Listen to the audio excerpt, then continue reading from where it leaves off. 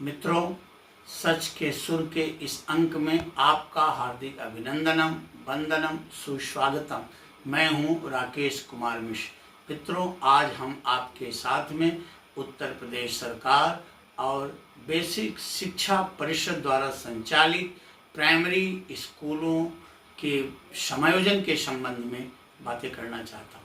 मित्रों, बेसिक शिक्षा परिषद ने एक आदेश पत्र जारी किया है जिसके द्वारा उन विद्यालयों को जिसमें छात्र छात्राओं की संख्या 50 से कम है उसे आस पास के विद्यालय में समायोजित करने की बात की गई है।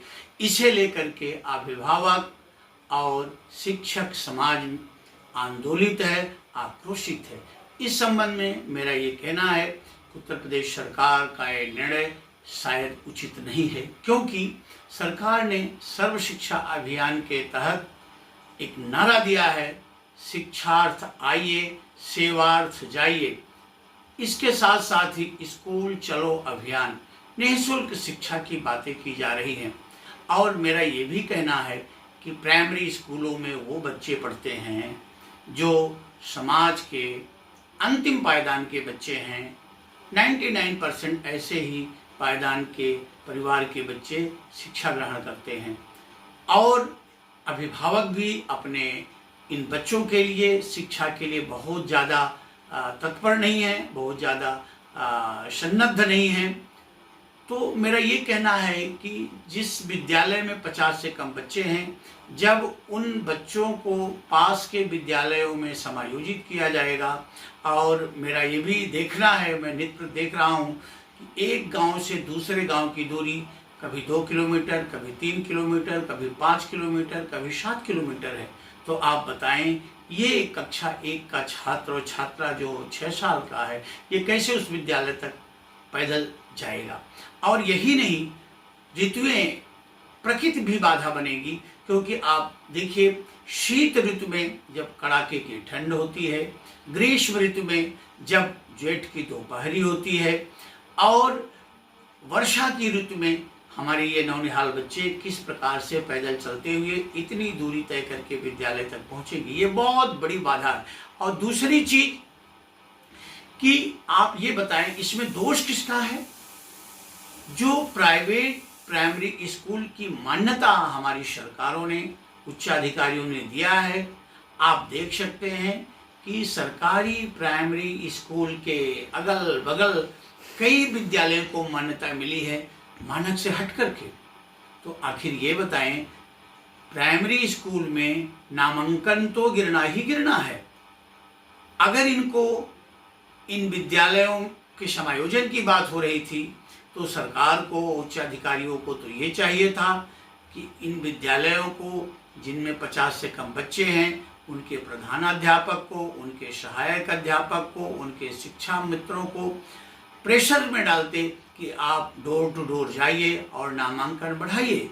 इसकी जगह ये तुगल की फरमान, जो कि अभिभावकों के लिए, हमारे गरीब परिवार के बच्चों के लिए सर्वथा अनुचित है। तो मेरा ये कहना है कि उत्तर प्रदेश सरकार को और बेसिक शिक्षा परिषद को ये गहन मंथनीय है, इस पर पुनर्विचार करने की आवश्यकता है, क्योंकि शिक्षा ही एक ऐसा अस्त्र और शस्त्र हम कह सकते हैं जो सारे तालों की चाबी है। और जब मूल ही हमारा बिगड़ जाएगा, मूल ही हमारा जो मेरा बेसिक एजुकेशन है, जब वही दिग्भ्रमित हो जाएगा और हमारे बच्चों को अच्छी शिक्षा, मूल शिक्षा नहीं मिलेगी, तो क्या होगा? हम तीसरी महाशक्ति बनने जा रहे हैं, अर्थव्यवस्था की तीसरी महाशक्ति बनने जा रहे हैं। हमारा सपना है कि हम विकसित भारत बनने जा रहे हैं। हमने विकास के तमाम पायदानों को छू लिया है, स्पर्श कर लिया है, लेकिन हम शिक्षा के मामले में और स्वास्थ्य के मामले में क्यों पिछड़ रहे हैं? ये शिक्षा हमारा कोई व्यवसाय नहीं है कि इसमें हमारी सरकार या हमारा परिषद गुणागणित करते हुए हानि लाभ देखेगा। ये मूल चीज है, ये उन गरीबों के लिए है जिनकी कहीं सुनवाई नहीं है, जिनके अभिभावक प्राइवेट प्राइमरी स्कूल में अथवा अन्य सीबीएसई बोर्ड के संचालित विद्यालयों में अपने बच्चों को नहीं भेज सकते हैं। तो मित्रों, मैं आज अपने इस वीडियो के माध्यम से ये चाहता हूँ कि उत्तर प्रदेश सरकार और बुनियादी शिक्षा बेसिक शिक्षा परिषद इसका पुनर्विचार करते हुए इस पे समायोजन की बात छोड़ करके कुछ और रास्ता अख्तियार करें। इसी के साथ आज के अंक में बस इतना ही। फिर अगले अंक में हम आपके साथ किसी अन्य मुद्दे पर अपना मतांजलि प्रस्तुत करेंगे। बहुत बहुत धन्यवाद। जय हिंद, जय भारत।